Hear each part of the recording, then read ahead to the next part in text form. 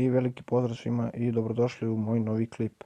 Znači danas ću vam pokazati tutorial kako da skinete Minecraft 1.13 verziju na Android uređaje.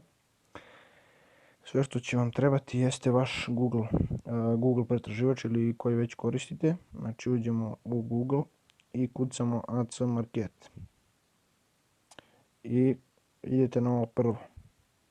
Ja ću ostaviti link u opisu klipa. I idete download now.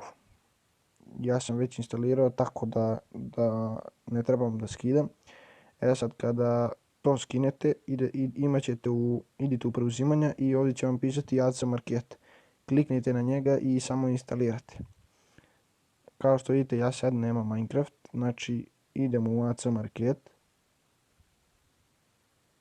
i gore kucamo Minecraft. Idemo na pretraživanja i sad ovo prvo, Minecraft Pocket Edition. Ovdje piše da treba da se plati 6,99 eura, ali to samo tako piše, ne trebate da plaćate.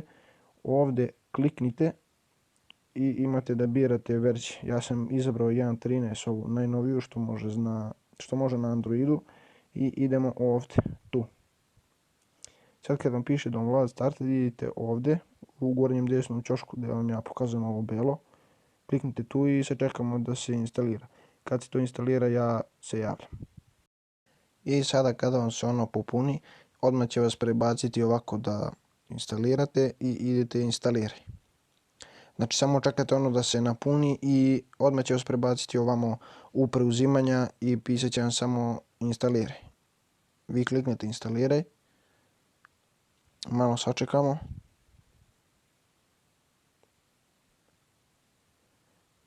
I idemo gotovo. Ili možete i otvori. Znači, evo ga ovdje Minecraft. Uđemo u njega, evo sad ću ja da upalim da se uverite.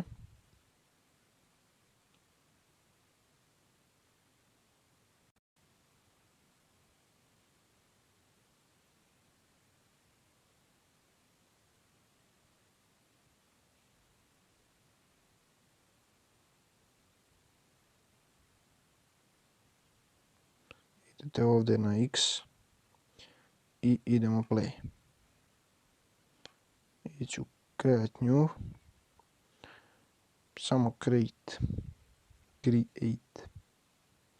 Evo ljudi, samo da se uverite da je ovo 1.13 verzija. Na Androidu naravno.